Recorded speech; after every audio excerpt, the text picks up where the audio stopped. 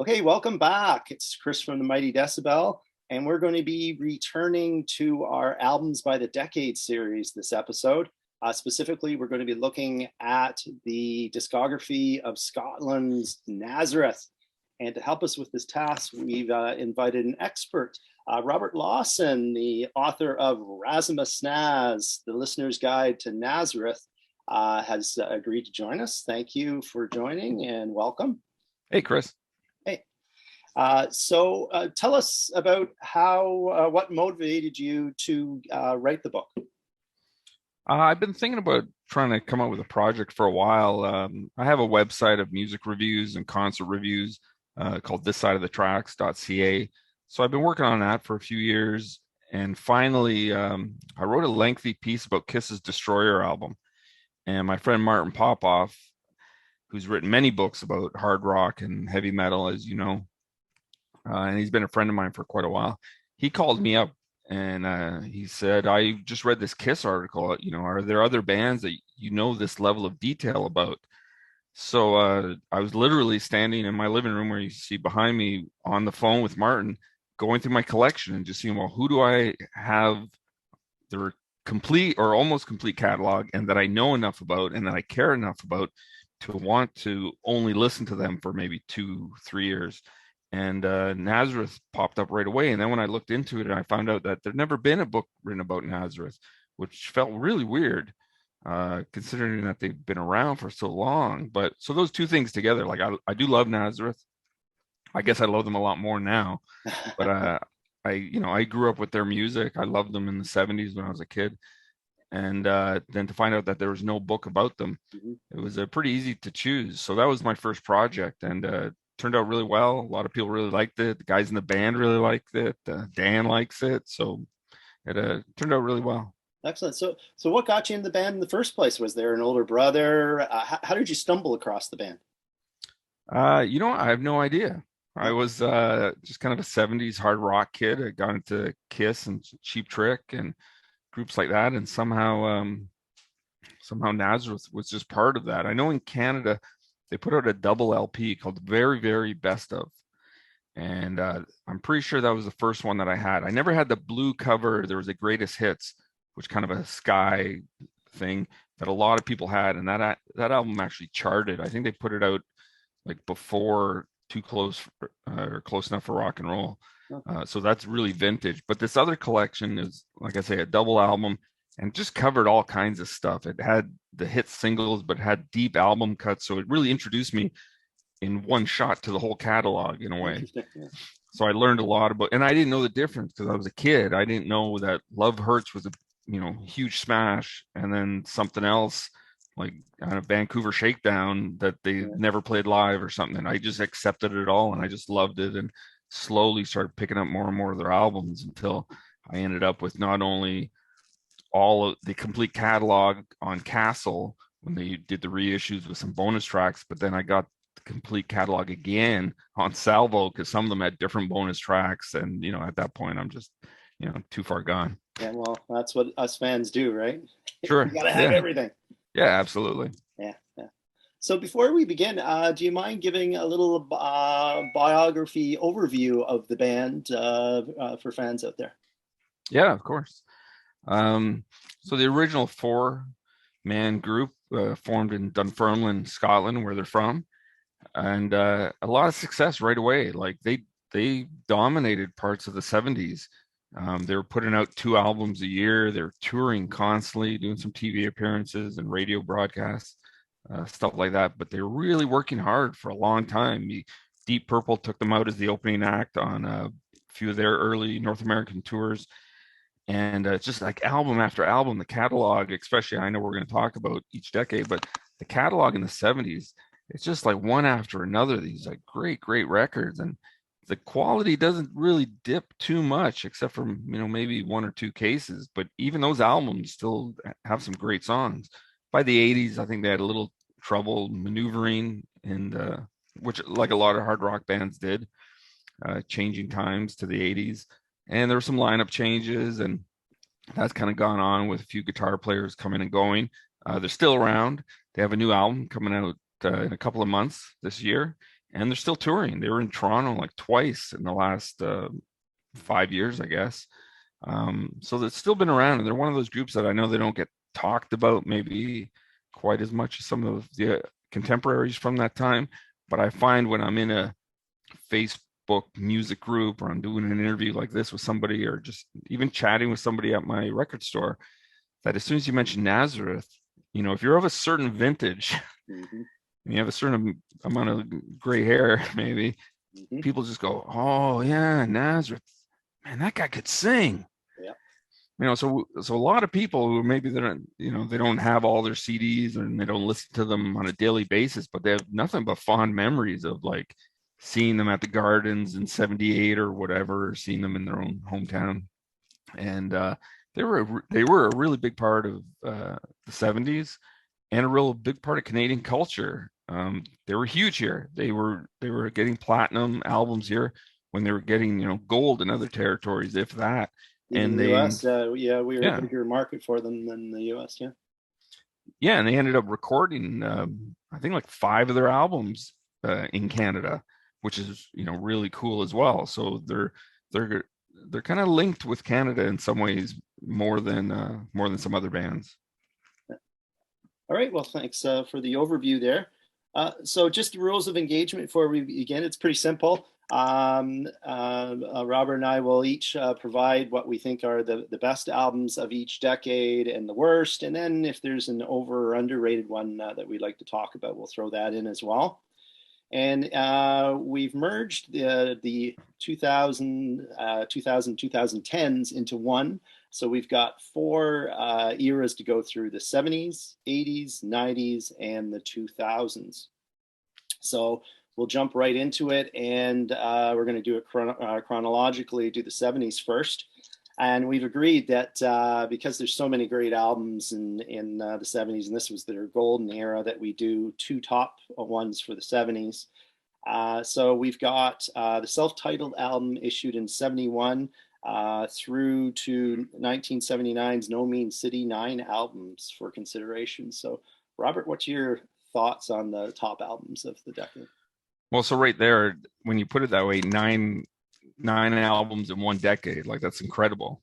Like like that just proves what I was saying about the output, that they're just like nonstop. The '70s is the best. Like I said, they dominate that decade. For my favorites, probably my favorite Nazareth album of all is from 1979, No Mean City.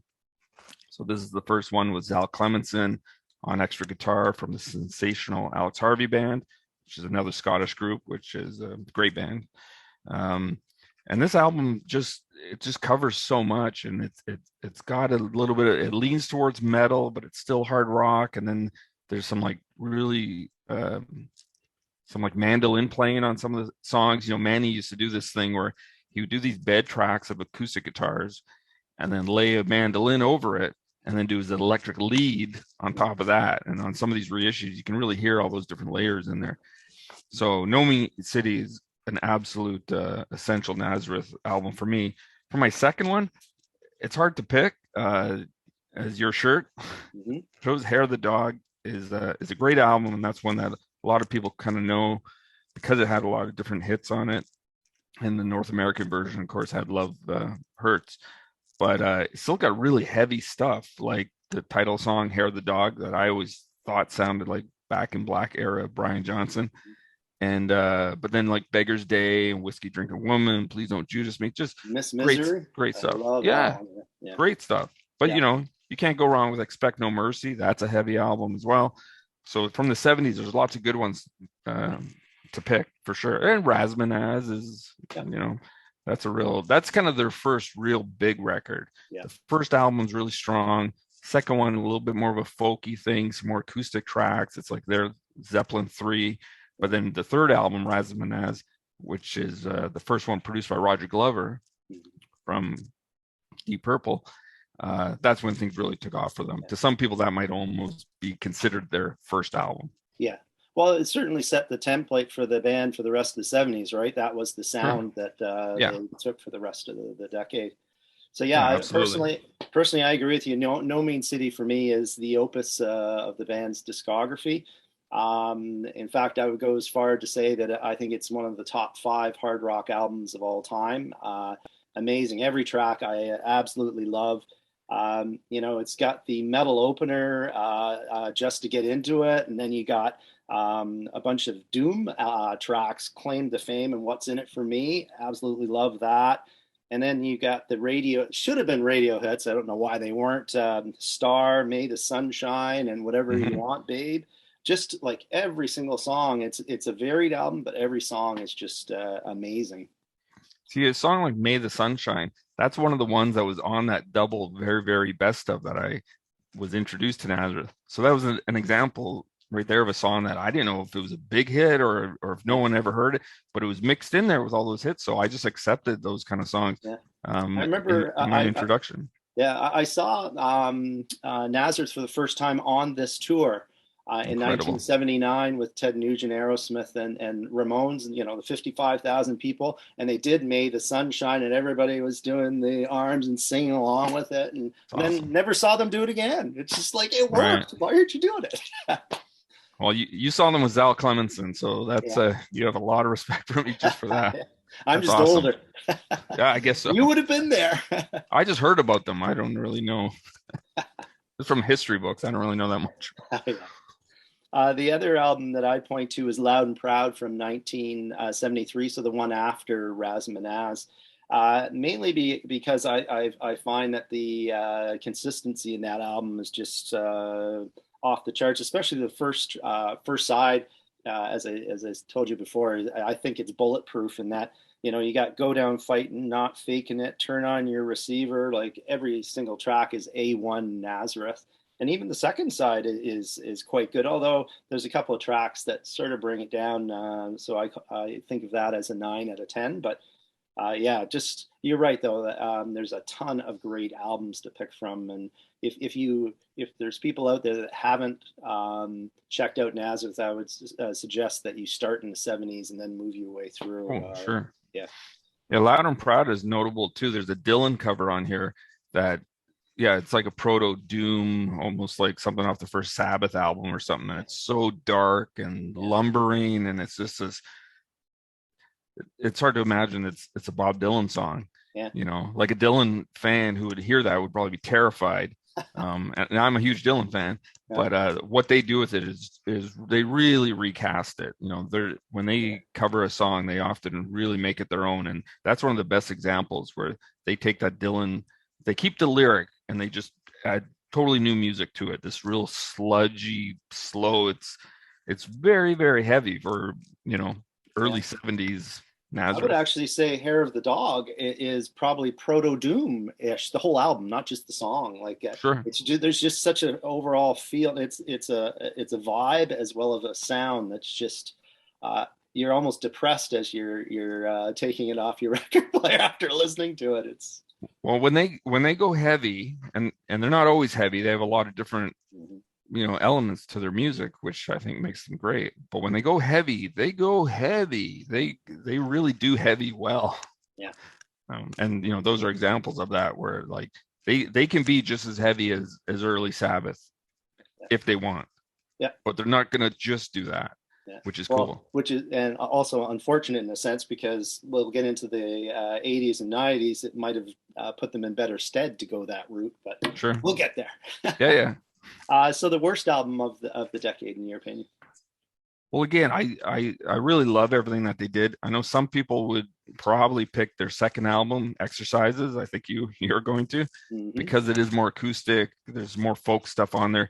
There's a track called 1692, the Glencoe Massacre, which deals with the part of Scottish history that's really important. So I like it for that a lot. So actually, the weakest album in the 70s that I would probably pick is Playing the Game. Yeah. To me, it's just not that cohesive. I mean, it has I Want to Do Everything for You, which they played live for years and years in the 70s. That was a big tune. But some of the other stuff just is not that memorable to me anyway. So actually, if I had to pick between this and Exercises, this would probably be, it's at least my least played Nazareth album from the 70s. That Um, one, at least, has a couple of songs that it's got "Sweet Revenge," and there's another good track on there that I absolutely love. Just one sec, I'll look in my notes. "Somebody to Roll." yeah. I could pick a couple of songs from there, and yeah, I would agree. It's pretty weak album for them. But Exercises for me, I can't even pick one song that I'd put on a best of Nazareth tape that I ever had. I just I'm a headbanger, right? So I just found, they started out as a hard rock band with their debut, and then they go all this folky and almost orchestrated. In the second album, it's Yeah. like you're confusing everybody. What are you doing? And then they turn back to their hard rock, in the third album going forward. So yeah, that's the one for me. I just go, no thanks. It's almost Well, lethargic. exercises does have an early version of "Woke Up This Morning," Yeah, which then they re-recorded on Razama-Snaz and kind of sped heavied it it up. up. Yeah. But yeah, still a very strong decade for these guys. Like even with those, even if you took exercises and playing the game out of it, everything that's left is gold. Yeah. Any underrated album that you wanted to talk about there? For sure, for me, would be close enough for rock and roll. I was recently on an episode of Martin Popoff's YouTube channel called The Contrarians, where you pick an album to talk about that most people don't like, and Martin doesn't like that one. But there's just something about it. It always really kind of captured my imagination when I was a kid. It's sort of a concept album about being on the road. Of course, everyone knows Telegram because they opened with that for years and years. They dropped it for a while, I think, in the early 90s and then brought it back. Um, so that's a real famous song. A lot of people have memories of seeing Nazareth in the 70s and having them open with Telegram. Mhm. And the rest of the stuff hardly ever gets played. I think somebody told me that they played Loretta a couple of times or something, but um, so Vancouver Shakedown, they've never played, which doesn't seem to make any sense to me. I think that would go over really well Yeah. with the Canadian crowds. And it also has one of their poppiest songs that I love, which was also from the very, very best of, called Carry Out Feelings. And to me, it's just this lovely, happy little song. There's a bit of a Caribbean kind of rhythm to it. And Dan's vocals are great. There's great harmony vocals. It's really fun to sing along with and kind of like do the harmony part. One of my favorite Nazareth songs of all time. It was a single. It didn't really chart. I don't remember what the number was, but uh, I just love that song. It's just like short, but just so lovely, so nice. Everything Yeah. about it. And then they get back into stuff like Lift the Lid, which is very heavy. And Born Under the Wrong Sign is also pretty heavy. Vancouver Shakedown. But overall, that would be my underrated album for the 70s. But I am obsessed with it. I love it. I've got 3 different versions of it on CD. And if they put out a fourth, I will buy it. You will get it. Yeah. Mine would be Expect No Mercy. For some reason, I always thought that one was sort of like playing the game, spotty, some great songs and some not so great songs. But when I revisited the album as part of prepping for this episode, I was sitting there going, oh, there's a good one. There's a good one. There's a good one. Holy shit. Yeah, so I was pleasantly surprised. You know, um, and of course, it has Gone Dead Terrain, which is the big sing along for them that they bring back and forth into their set. But I so much so I like this album. I'd actually give it an 8 out of 10, which is quite high in my scoring scale. So, all right, Well, one of the things about Expect No Mercy that some people might not know, and this is the Salvo reissue. So this is the one to get. When the band first handed in the album to the record company, they passed on it and they told them to go back and write some more material. So some of those songs ended up on B-sides and a bunch of it never came out. So with this version, it presents the complete Expect No Mercy that we all grew up with. And then for bonus tracks, it's got the uh, the album that didn't come out. So the version that the record company didn't think was so even some of the songs that are overlapping, is it a different version of the same songs, or is it? yes, Oh, yes, interesting. yeah. So they re-record like something like Revenge is Sweet, Yeah, which is from this one, yeah. and Gone Dead Train. It's earlier versions of them. And in some cases, those versions are actually a little bit heavier. So it doesn't really kind of make too much sense of how the first version of the album didn't have, I don't know, they thought it wasn't heavy enough or something. But also interestingly, the first version of this doesn't have the song Expect No Mercy. And I've tried to get to the bottom of that to ask, well, what was the name of the album then? And nobody can seem to remember. And what about the artwork? What is it going to be? Right. Yeah. So, well, I guess they really hadn't started out with the artwork, but yeah, if you love Expect No Mercy, or even if you just kind of like it, you probably want to get this version from Salvo, because these bonus tracks are really interesting, and it's a great release that they decide to put that together. Can you put up the album cover there for a second? Yeah, so I always love this one because if you look closely, the guy who's going to be, killing him is going to cut off his own arms because of his horns. Yeah. Pete mentions that a lot in interviews. He's mentioned it to me in person a couple of times. He loves pointing that out. All right, so why don't we listen to something from the 70s? What would you like to put on there? Did I have something the other day that we talked about? I don't remember. We were talking about Whatever You Want, Babe. Oh, sure. Yeah, let's go with that. That's great. Okay.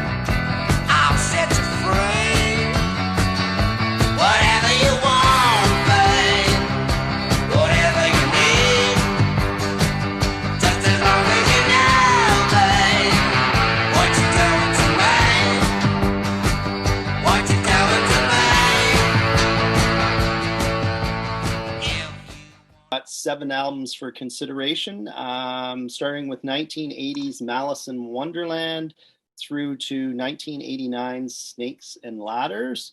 So your top album from that decade? It's a difficult decade for Nazareth. They were kind of stumbling a little bit, and geez, I sure know what my bottom one is.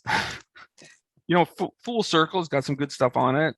It's not really a favorite album of mine, but I do like it.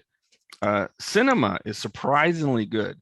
I was surprised when I was, like I said, I have 2 copies of each of these, but I didn't have a lot of strong memories of that album. And when I re-listened to it, when I started researching the book, I was surprised that despite the 80s kind of production, it's actually pretty good. And there's some great live TV broadcasts from that tour where they do that material, and it's even heavier. Yeah. So there's like they were on the German show Rock Palace, and you can find that on YouTube, and it's a lot better. So that's I don't know if that's my favorite album or if that's an underrated album for the 80s. 2XS I like a lot. I love the cover, but this is where they start kind of getting a little wimpy for me. Although it's got some great songs, and Billy Rankin is now in the band. He wrote Dream On, which is on this record. Love Leads to Madness, a great song that I've always liked. Back to the Trenches is one of those ones that's a lot heavier live than it is on the album. So it's an odd decade for them. It's they're trying to figure out what to do next, and they don't seem to really know. The album called The Catch is kind of an example of that too. They're adding keyboards, and they're getting kind of more, trying to get more commercial instead of more heavy. Yeah. So it was, but they're not the only one. There was a lot of groups who, I don't know, like somebody like Kiss, they put out Lick It Up, which a lot of people like that album and they have fond memories of it, but they sure weren't like selling lots of records, and they weren't selling, a lot of concert tickets either. Yeah. So all the big bands from the 70s were doing that, right? Aerosmith, Ted Nugent, as you said, Kiss, they all went a little lighter, to sell in the 80s. But, yeah, Cheap Trick did it too. Yeah. A lot of groups, they just didn't really seem to know how to adapt to that decade, and some of them were just better at it than others. Yeah. I think the guys in Nazareth, they're maybe a little bit older, that some of those guys, because they kind of got their professional start a little bit later in life. So the idea of dressing up in spandex and getting their hair all poofed out, Yeah, um, like I like Ryan James Dio a lot, but when you look at photos of him from a certain period yeah, there, yeah, oh yeah. man, that's Not a dated. good idea. Yeah, so I'm glad there aren't photos of Manny Charlton looking like that. Well, their bassist would have trouble with that era for sure. Yeah, yeah, sure. Yeah, so for me, yeah, I agree. The '80s right away in 1980, Malice in Wonderland, to me was the album that set the template for the basically for the '80s and '90s. In that they turned from a hard rock focus into almost like a classic rock band, where they have some rock and roll, they'll have some ballads, they'll have some heavy tracks, and they mix it up in there. And that one did really well at the time in Canada. It was on the radio all the time in Toronto in 1980. It was a big hit. Sure. I liked it, but I thought it was a little inconsistent. It was to excess, as you pointed out a few years later. To me, that is Malice in Wonderland done properly, in that the songwriting is just superb. It hits a lot of different pockets. You know, it's got, as I said, the ballads, the rock and roll, the hard rock, everything is in there. But just every song is amazing to me. And I actually consider this the second best Nazareth album of all time. A 10 out of 10 classic in my mind. I know I'm one of the few who holds it up that high, but I absolutely love that album for sure. Right. So what about worst album? I know we're going to be agreeing on this one. Well, worst album for me, it's not even so much that it's the worst Nazareth album, it's that it's not a Nazareth album really at all. And that's Snakes and Ladders. A lot of people don't realize that yeah, it's basically a glorified Dan McCafferty solo album and not a very good one at that. But it's they got a new label, and the guy who ran the label apparently loved Dan's voice, wasn't so crazy about the other guys. So even though they got to write on the album and play somewhat, there's studio musicians credited on the record. So there's definitely guitar solos where you'll just realize that's not Manny. There's no way. And there's like backing vocals that it's not Pete. So Even the bass work, I find, Pete's bass work is totally unique. You could tell it's sure, him or not, eh? Like he's a sure. really good underrated bassist. Yeah. Yeah, absolutely. Um, yeah, it's just not a not a Nazareth album. There's no other way for me to put it. And I know for people who maybe grew up with the album and people who didn't know that it's not a Nazareth album, that's tough to take. And I've had this conversation with hardcore fans in Scotland who are like, "What are you talking about? That's my favorite Nazareth record." I'm sorry, I don't know what to tell you. If you think that the best Nazareth record they can make is with other guys playing the parts, then are we even talking about Nazareth anymore? Like, how many pieces do you change out before it stops being Yeah. that band? You're a Dan McCafferty fan. Yeah, right. Which is great. I Yep. mean, I think every Nazareth fan is a Dan McCaffrey fan, but I like all those guys, and I think all those guys are important to, especially the '70s success. Manny wasn't just a guitar player; he's also writing and producing after Roger Glover left the producer's chair. So he has a big part of these albums. Yeah. So to not let him play, or you end up having guys like Pete Agnew and Manny Charlton doing guest spots on their own album, that's just a concept that doesn't work for me. And this album wasn't released in North America. That could be part of it. They There knew are some better. Sorry. They knew better. Yeah, They heard it and went, forget it. This isn't a Nazareth album. yeah. It's really a sad state of affairs that this even exists. What the fact that this label guy didn't want guys like Manny Charlton on a Nazareth record, I don't think he really knows what Nazareth is all about. But here it is, so we got to talk about it. Yeah. Well, I definitely agree with you. To me, that's the worst album of the discography. Not even close. It makes Blackfoot's Vertical Smiles look good. So yeah, just a corporate horror sellout album. I've always considered it just for the radio. But Yeah. What about underrated albums from that decade? Well, again, I'd probably go with Cinema, just because I know that's one that even I didn't rate very highly for a long time. I just thought, oh, that's 80s, stuff. I don't like that stuff. But it's actually pretty good. And the Salvo version, so this has the Catch and Cinema together. It's got like 8 songs or something here, uh, from a BBC live performance on the Cinema tour. And when they do some of that album stuff, it's really great. Even this month's Messiah, which is from the Catch, is great live. Like that's a tune that they took to another place when it went live. The Catch has Ruby Tuesday, Stones cover, which they had a bit of a hit with as well. But there's just some stuff on the Catch that I can't kind of really connect with. But Cinema, I would say, would be my underrated. It's worth a listen anyway. Yeah. There's some tracks you can pull out of there for sure. Yeah. The one that I think really highly of that is Sound Elixir from 1983. So it's the album after 2XS. So it found the band lightening up their sound, like and it's the way it was recorded was very plush, very lush, and very light. But overall, the songwriting, the strength of the songwriting from 2XS to me is carried over, even though the tracks are lighter. Some favorites here like Rain on the Window and Rags to Riches should have been on the radio. Where Are You Now, I thought was one of their best ballads. They do ballads well, and I really thought that was a strong one. Yeah, it's great. The Rock and Roll of Local Still and Backroom Boys, just all together. I actually consider this an 8.5 above Razama-Snaz and Hair of the Dog, which is sacrilege to Nazareth fans. But I don't know, something about 82 and 83. I just love that era of the band. Well, to show how, I guess, underrated or underappreciated Sound Elixir is, there's a song on here called Why Don't You Read the Book?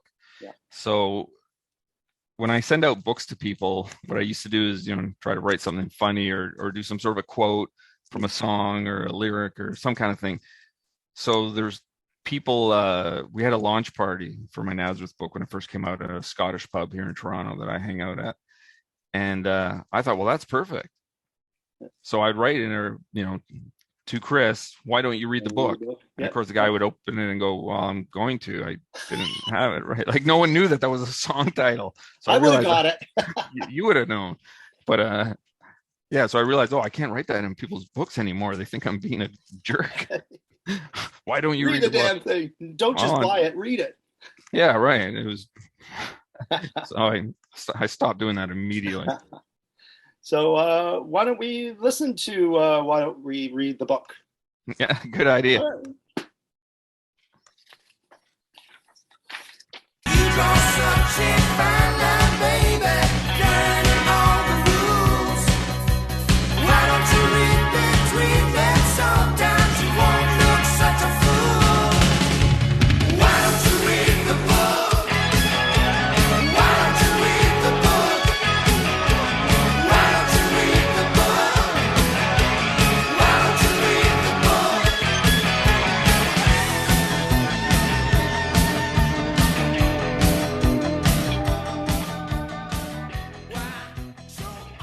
Go, and we have only 3 albums to cover here.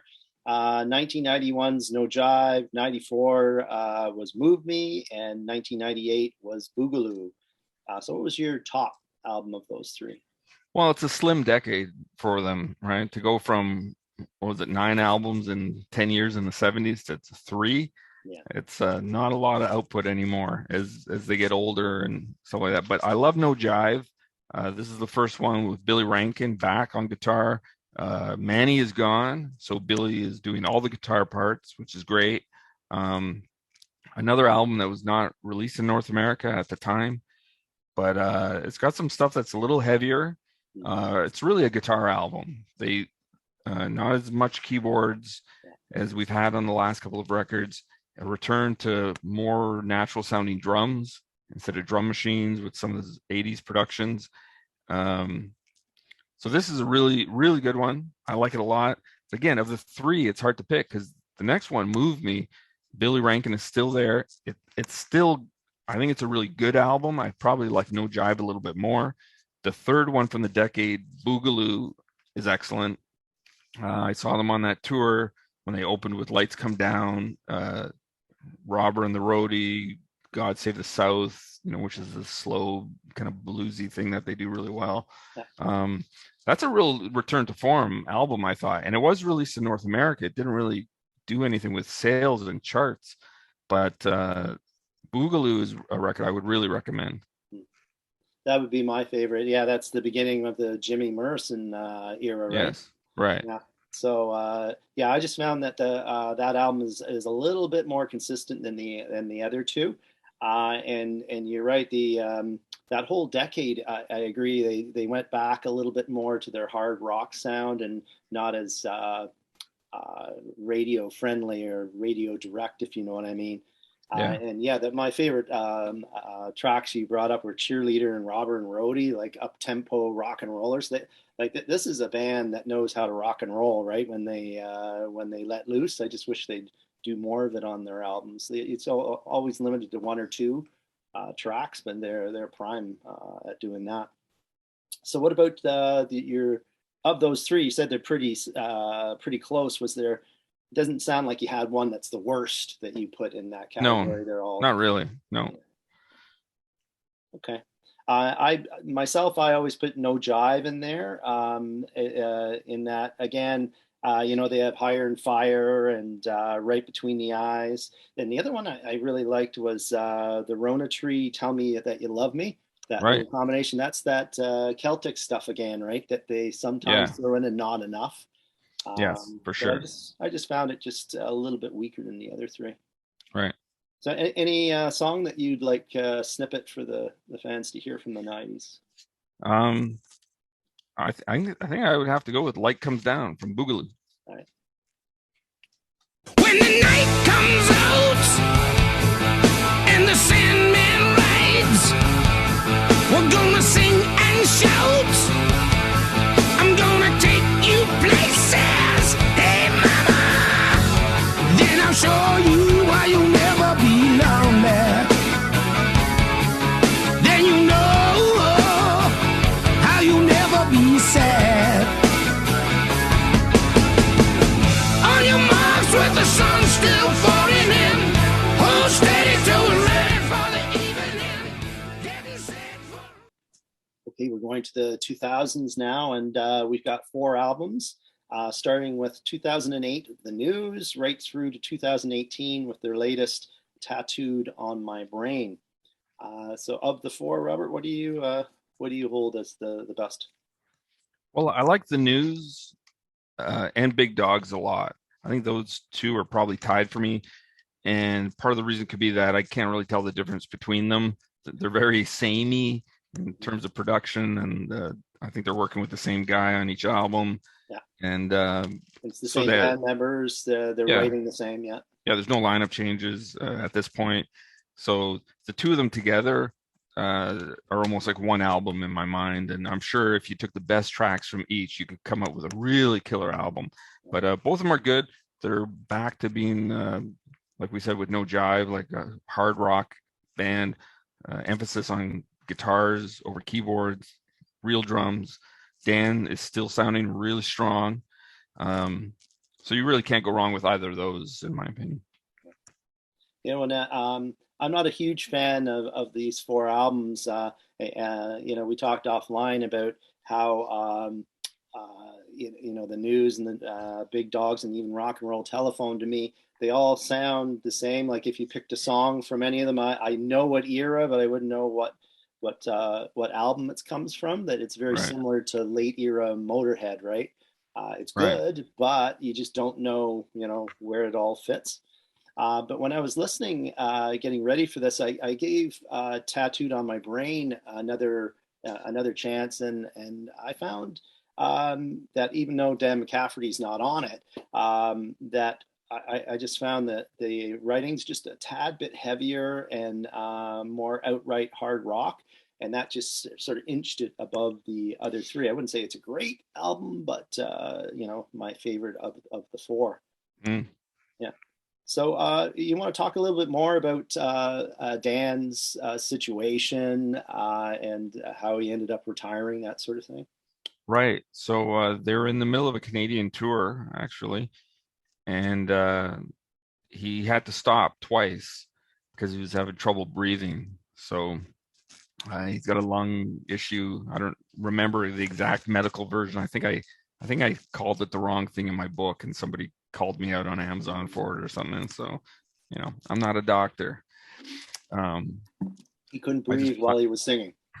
Yeah, he was just having trouble keeping up. So that's but for a man of his age, and he's been doing it for so long. He was a heavy smoker for years and years, like decades Mhm. and decades. He's not going to perform at that same level. I mean, we see that with musicians. You get to a certain point. That's why there's some 70s groups out there now, and they're lip syncing to tapes Yeah. because they can't do it. And if you listen to any Kiss bootlegs from the last 15 years or so, uh, Paul's pretty rough. So it happens. That's why you don't have major league pitchers who are like in their 40s and 50s. Like, you just don't have the same firepower. And when you listen to how Dan used to sing, especially in the 70s, that scream that he had, it's amazing that he can even speak Yeah. because his throat has gone through so much wear and tear. So he was forced to retire. Doctor told him he had to, and he did immediately. Like, as soon as he got that doctor's report, they canceled the Canadian tour, and immediately he said, "I'm out. Not allowed to do this anymore." Basically, it's too tough on him. He can still do a couple of songs here and there, and before COVID, there's been times he's like flown to Germany or places like that, and they do these big shows where they have like different 70s rock singers and an orchestra. Yeah. So, you have like that younger guy who's on the last couple of live Rainbow albums, maybe, and Ronnie, somebody, and just people like that. So Dan's done that kind of stuff, but it's really just him maybe singing 3 songs, Yeah. maybe not even back to back, maybe taking turns with these guys. Sure. So, but in terms of being like the lead vocalist of Nazareth, that's 100% over, and touring the world and going to hotels and planes, and I don't know if he'll ever come to North America again. There's really no reason for him to. I don't think he will. Well, before we head off, can you talk to us about his? He's got 3 solo albums. Yeah. If you could touch on those 3, and which ones are the high points. What years did they come out in? That sort of thing. Sure. So his first album is called Dan McCafferty here. Came out while they took a little bit of a break. This is what these guys do when they want to take a break. So they're recording Nazareth records. Yeah. They're on the road constantly. They're going to take a break before they do their new album, which was Close Enough for Rock and Roll. They all go into the studio and do a Dan McCafferty solo album. So it's produced by Manny. Pete Agnew is on it and co-wrote a bunch of the stuff with Dan. Roger Glover is on bass. And Zal Clemenson, who's not in Nazareth at this point, is on guitar. So him and Manny get to work together and learn what they're, that kind of relationship, what that could be. It's almost like a testing ground for bringing Zal in later on in 79. I think it's a great record. So it's Dan as a vocalist doing different kinds of material. So we can see what he does outside of Nazareth. And it doesn't necessarily sound like a Nazareth record. It's a little softer in parts. There's a big ballad with a huge orchestra called Stay With Me, Baby, which is fantastic. And he does stuff like Dylan's Boots of Spanish Leather. And what's the Stones song on here? Out of Time. I mean, the Stones covered it, but so it's great. It's a little different. You Got Me Humming is an old Sam and Dave R&B song. And when they went back out on the road for Close Enough for Rock and Roll, they were actually playing about 3 songs from this record. So it is part of the Nazareth, it's just like a little side venture, but you have all these guys on it who are Nazareth guys. And I think it's a great record, and it shows a bit of a different side of Dan, which is interesting. So his second album, it sort of reminds me of AC/DC, how you're talking about a close-knit gang. That AC/DC was sort of the same, right? And any member down, they were very specific on who they wanted to bring in, even family, in one case playing bass, right? So it sounds the same in Nazareth, that they want to keep things tight, you know. Definitely in the 70s they were like that. I mean, they were on the same label as the Sensational Alex Harvey band, so it makes sense that Zal was a friend and they all knew each other. So yeah, you have a guy like Roger Glover who produced them. Now he's playing bass with them, and yeah, it is very Well, could be family just kind they of. were all drinking buddies. Yeah, they like, well, they if they didn't like spending time together, they're sure doing it wrong because they're together all the time now. Right, right. Even when they're not recording Nazareth records, they're going to do a Dan McCafferty record. Right. What about the second one? So in the 80s, he put out a second album. I think Nazareth may have been between labels. And it's called Into the Ring. It's a little different. The first half of it, it's songs him and Pete wrote together. So those are also kind of Nazareth. Mm-hmm. They could have been Nazareth songs. I think I left out on the first album, there was a single, and the B-side is a song called Nightingale. That's actually a close enough for rock and roll outtake. So the lines are real blurred between Nazareth and that first Dan album. But the second album, Into the Ring, it's got this concept album for the second side. They took an album. This gets a little complicated. They took an album by a German guy named Hans Hartz, I think. He wrote this long concept album about people getting on a boat and traveling far away, and some of them don't make it. And then when they get to the island, it's desolate and they can't live there, so they go back. It's this really long piece. And Dan actually sings one of the songs on this guy's album. So that's just like a little side thing. So when it comes time for Dan to do Into the Ring, he re-records that guy's whole side of that album. So the whole second half of Into the Ring is just Dan covering this Hans Hartz concept album of the boats and all this kind of stuff. So it's really weird. It's interesting, for them to do it. I don't know the whole story of how that came to be, except I guess from him appearing on the original album, then he liked the whole concept and wanted to do it. Yeah. I think their instrumentation is the same, actually. I think they just wiped the German guy's vocals. And Dan just did his parts on top of it. Wow. But that would save some money. Yeah, right, sure. Yeah. But it's interesting. I like it. I'm it's definitely kind of different. At the time I was writing the book, I printed out the lyrics to all of them so I could kind of follow the story and figure out what happened. And it's a little convoluted, but it's still interesting. And you could tell my copy there. Dan signed it. Yeah. Dan signed it when I was having lunch with him a few years ago. This is a great package anyway to get both those CDs together in one thing from Eagle Vision. Right. So then his last one. Right. So this is the one that came out just a few years ago, 2019. That was after he retired from Nazareth, right? Yeah. So kind of again, he's told he can't be in Nazareth anymore. So that, you're not a professional musician anymore. To the studio. What are you doing? Yeah. So this is an interesting album. It is kind of dark. It's Dan at the later stages of his life, looking back on this long career. It's very deep and melancholy. It's even maybe a little emotional in some parts. It's like some of Johnny Cash's final recordings, or there was an album that Glenn Campbell recorded shortly before he passed away called Ghost on the Canvas. And it's that kind of an idea. I'm nostalgic for, where I've come from and all this. It's a man taking stock of his life and of his career. So it's definitely a heavier emotional kind of thing than we're used to expect from Nazareth. But it's fascinating. It's not necessarily a fun listen because of what you're hearing and what you're going through, but it's a very emotional album for someone like me. I only heard one song from it, and I found his voice really strained and thin. Is that throughout the whole album, or was that just the single that came out? No, that's how he sounds now. When I met him, we met for drinks.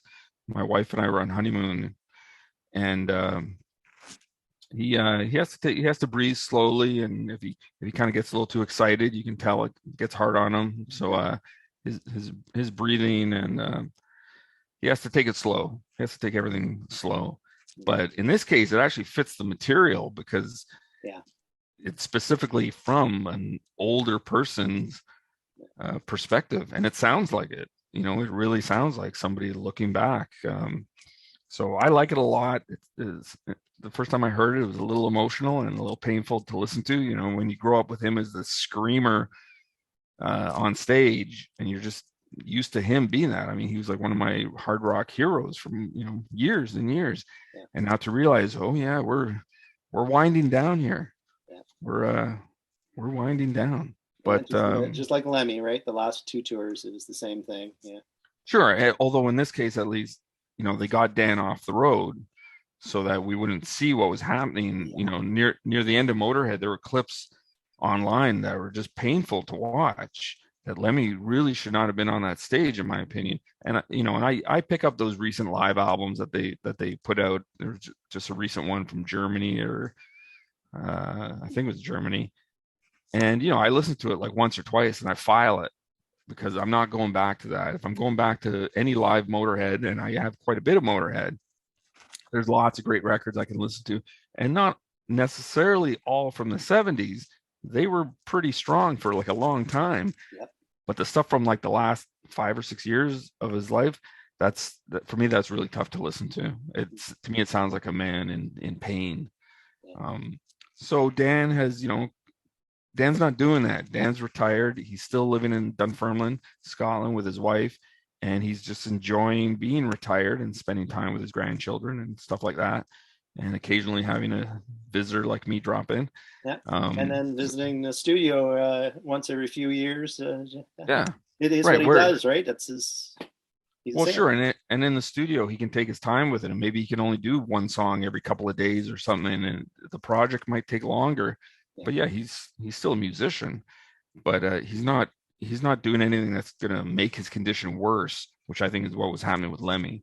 I mean, there's no way that guy should have still been on the stage. It was pathetic. Somebody should have spoken up, but I guess you couldn't with him. He was headstrong, right? So. Yeah, sure, yeah. So before we head off, was there anything that you wanted to bring out overall about the Nazareth discography that we haven't touched on yet? Well, yeah, we should probably talk about, because I always insist on talking about the live album. Right. So, you know, they put out this live album, Snaz, recorded mostly in Vancouver, and big album for me at the time. You know, this is like my Kiss Alive, my Cheap Trick at Budokan, you know, you could name all the ones, Thin Lizzy, Live and Dangerous. This is right up there with them, and I loved it as a kid. Yeah. Sure, like all those great 70s, early 80s live albums, Snaz is right up there with them. But then what happened was, as I started collecting more and getting into bootlegs and stuff, I found that they did a BBC radio broadcast in 1980, and it is on the Malice tour. So Zal Clemenson is in the band, and it smokes this thing, which again, I love. But the Hammersmith show is incredible. So it was broadcast on BBC, or at least an hour of it was. They issued a 7-inch single, which had 4 songs. So people had heard some of those songs. When they did the Castle reissue of Malice in Wonderland, I think they just included those 4 songs on CD, which is great. And then when Salvo did their reissue of Malice, they have a whole set of bonus tracks, which are from the Hammersmith recording. It's not the whole show, but it's, you know, like 8 tunes again or something. And it's just fantastic. And Zal and Manny working together is incredible. The way that they weave their guitar lines in between, it's like they're both soloing nonstop in every song. They just, like, they're out of their minds. They're not following, you know, that's not how the song goes, but they're just like tearing it up, and it's phenomenal. Of course, Dan is in excellent form as usual, and Pete and Daryl are great, but the guitars are incredible. It's not like, you know, Manny staying out of Zal's way and letting him solo or something, and it's not like Manny is insisting, well, I'm the main guitar player, so I get to do all the leads and the solos. No, let's both go for it. And we're both just going to go nuts. And it's almost like the Ron Wood, Keith Richards interweaving, but with them, they interweave back and forth between like lead and rhythm parts. These guys are both just soloing like crazy. And I've often thought, like, if that had been their first live album, if that had come out, I think Zal probably would have stayed in the band, because I think it would have gone down as one of the really great live albums in history. Like it would be on that same level of Live and Dangerous and all those other records that I mentioned. And it might have helped them navigate the 80s a little bit more as more of a harder rock unit. Again, I love Snaz growing up, but when I listen to it now, there's a keyboard player. Yeah. There isn't two. Well, Billy Rankin is in the band, so there are two guitars, but you also have these keyboards that are filling in the spaces. Mm-hmm. And it's actually a lot of a lighter album than I thought it was when I was a kid. Mm-hmm. When I was a kid, listening to them do Shapes of Things on Snaz blew me away. Like, this is the heaviest thing I've ever heard. And as an adult, it's not, or someone pretending to be an adult, it's actually not that heavy, especially not as heavy as the Hammersmith. So there was a recent box set that came out with all their CDs and all kinds of booklets and posters and stuff in it. And the Hammersmith broadcast, anyway, is in there on vinyl. So any fans who've got that box set, they can finally listen to it if they haven't heard it. You can hear the broadcast on YouTube. The audio has been on there for a long time. And again, it's not quite the complete show, but as soon as they kick into Razama-Snaz, which they didn't open with, but the broadcast starts with it, you'll notice that this is not how Razama-Snaz has ever been played before. There's so many extra guitars on it, and like they're just going for it. It's sped up. It's they're really excited. There's a lot of energy. So that's a bit of a misstep. But for people who like the live stuff, this is a great 2 CD set called Back to the Trenches. And this is a combination of different like BBC recordings and some radio stuff. It does have 3 songs, I think, from the Cinema or the Catch tour. So it kind of covers a lot of different areas. It's got 4 songs from Hammersmith. But I make that point in the book that having the Hammersmith songs just be on a few singles or B-sides or, bonus tracks on different CDs, that's not doing anyone's, history any favors. I really believe that the Hammersmith show still should come out as a standalone release on vinyl and on CD and on whatever other formats we're looking at in the future, because it is incredible. Anyone who's a big Nazareth fan who hasn't heard the Hammersmith 1980 show, you got to check it out. It's like one of the best things they ever did. Excellent. Is there anything else before we shut her down, or? I guess that's it. All right. Well, thanks again for joining us and helping us through this. And to everybody who's still watching there, thank you, and listening. Thanks for sticking with us. And if you want to keep up to date on anything heavy metal, hard rock, make sure you check out our website, www.themightydecibel.com. And Robert, one last time, can you advise people where they can find your book and get in contact with you? Yeah, for sure. So my Nazareth book, Razama-Snaz, is actually out of print right now. But I still have some hardcover copies of it. So if anyone's looking for it, and there's still, it's a regular thing where every once in a while somebody who's a huge Nazareth fan, but somehow they just didn't know about it, learns about it. And I think part of that is due to like the lockdown and stuff. Maybe there's people who've never been on Facebook or on Instagram, and now they join it because they're stuck at home all day. Yeah. And all of a sudden they find out, oh, there is a Nazareth book. So people can contact me directly, either through Facebook or Twitter, or any of the social media, or through my email, which is lawsonnca@yahoo.com. And I can ship out a hardcover. I think I still have, I still have a few. So we can do that. My more recent books about Cheap Trick and The Guess Who are available on all Amazon online stores and from my publisher, which is Friesen Press, and they have an online bookstore. So those ones are a little easier to get. Excellent. Okay. Well, thanks again, and take care, everybody. Bye.